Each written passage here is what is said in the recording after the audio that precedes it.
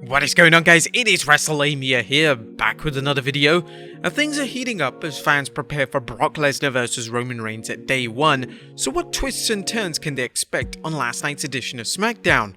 Well, join us now as we look at this week's edition of the Blue Brand, as well as the wildest news stories and rumors you need to know, including a WWE star sends Darby Allin pretty much to the emergency room, absolutely roasting the dude. Bret Hart wants a match with Donald Trump? Is The Rock buying the WWE, and much more? Be sure to subscribe and hit that notification bell for daily wrestling videos, and follow us on Facebook for exclusive lists. Also check us out on TikTok. Now, as always, we won't recap the show, but just provide you with the good, the bad, and the downright ugly. As always, we start off with the good as number 1, Roman Reigns fires Paul Heyman.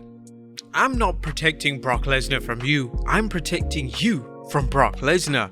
And with those comments, Paul Heyman took the Brock Lesnar vs Roman Reigns storyline to the next level, creating a segment that will undoubtedly become one of SmackDown's most memorable moments. Fans have known that this day was coming, but it's safe to say that Roman firing Paul Heyman last night was a bit of a surprise, as the WWE has cleverly kept fans guessing just when the tribal chief would dump his tribal council. The wild brawl between Brock and the Bloodline was the ideal finish for the show, and a reminder how to book your show. Last night's SmackDown main event segment was a shocker that demonstrated the importance of making must-see moments to keep fans tuned in until the very end of the show. The undercard was strong enough that fans were willing to wait for Roman's arrival, and the payoff was nothing short of spectacular. Although SmackDown is much better than Raw at making its closing segment seem special, last night's showdown between Paul Heyman and Roman Reigns will have fans talking all week and likely ready to tune into next week to see how things play out. That's how you build your audiences and keep them around for the entire show. Number 2, Xavier Macho Man Woods. The WWE Universe and ourselves are enjoying King Woods' homages to Randy Savage's days as the Macho King, and last night's SmackDown was just another reminder of how Woods is excelling as the WWE's new king while also paying tribute to a beloved WWE legend. Although Woods' singles push seems to have gone on the back burner as he joins Kofi Kingston in taking on the New Day, there's no denying Woods is coming into his own as the king of the WWE. Dig it! Number 3, Feel the Glow. Naomi shined last night on SmackDown, reminding fans why she was once SmackDown's women's champion, and not once but twice, but that she is a bona fide main eventer. Naomi has the moves, the charisma, and the ability to electrify the ring when she steps into it. While her current program against Sonya Deville isn't the stuff of legend, it's a good way to bring Deville back as a competitor, keep Shayna Baszler active, and save Naomi from needlessly jobbing to Charlotte Flair. SmackDown has some excellent female talent, and we're hoping that the Blue Brand lets Naomi light up the roster. But that was the good. What about the bad? Is number 1, Toni Storm's jobber entrance. Is Toni Storm the number 1 contender for the SmackDown Women's Championship, or is she just enhancement talent? Well, it was hard to tell based on WWE's presentation of her last night. On one hand, she pinned Charlotte Flair clean, but on the other, she didn't even get a ring entrance during a team-up with Sasha Banks against Shotzi and the Queen. Fans pick up on things like this, and whether you think it's God or the devil who's in the details, the WWE needs to dot its I's and cross its T's whenever it's giving someone a push. Number 2, Clueless Chance.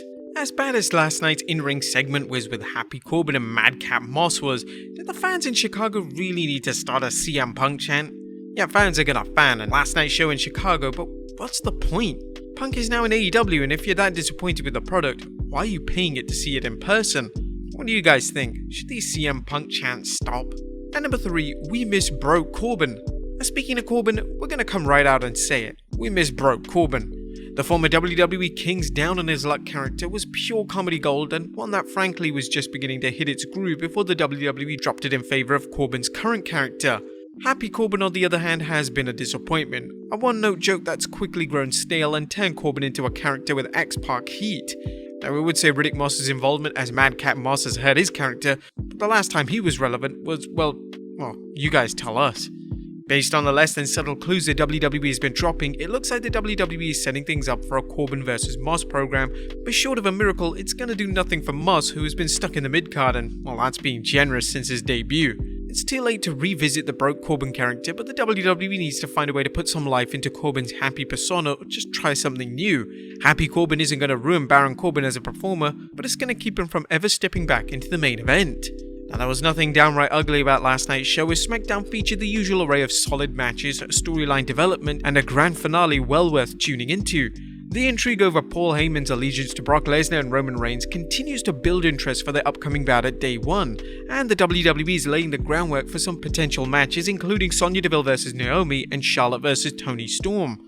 The WWE even gave the Viking Raiders a win, although it was only against Jinder Mahal and Shanky. But what did you guys think of Smackdown last night? Let us know in the comments down below. Now let's move on to the news.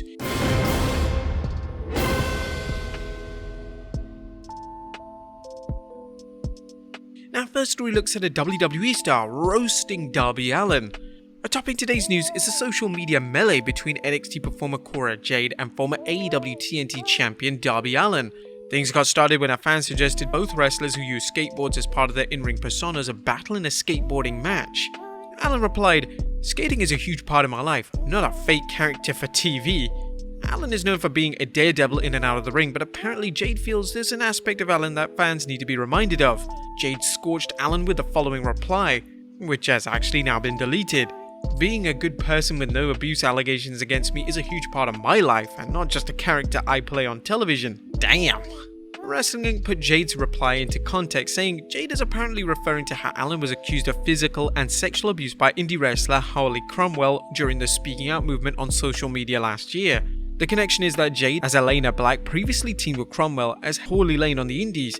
There's another connection here, as Allin's ex-wife is NXT Women's Tag Team Champion Gigi Dolan, who's feuded with Jade in NXT. What do you think of Jade's response?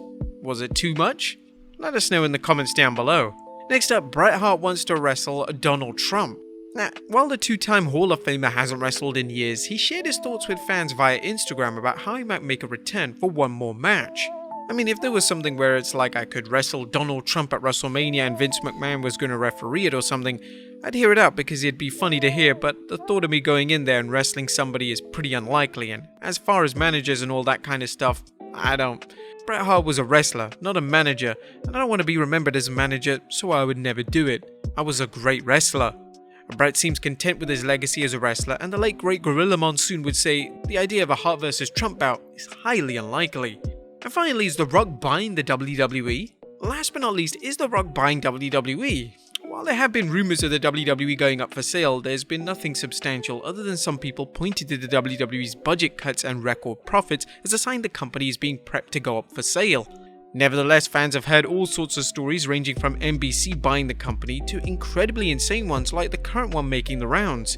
In case you missed this one, Dwayne "The Rock" Johnson is supposedly interested in buying the WWE. Now, while The Rock did buy the XFL, there's a big difference between investing his ever-growing fortune in McMahon's former football league and dropping a fortune to buy the global entertainment empire like the WWE.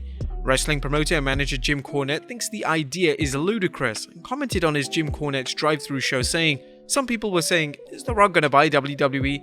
I simply could not care less just how rich a movie star he is. He will not be investing $5 billion, all or part of his dollars, into a wrestling promotion or any wrestling promotion for that matter. He's definitely smart enough not to do that."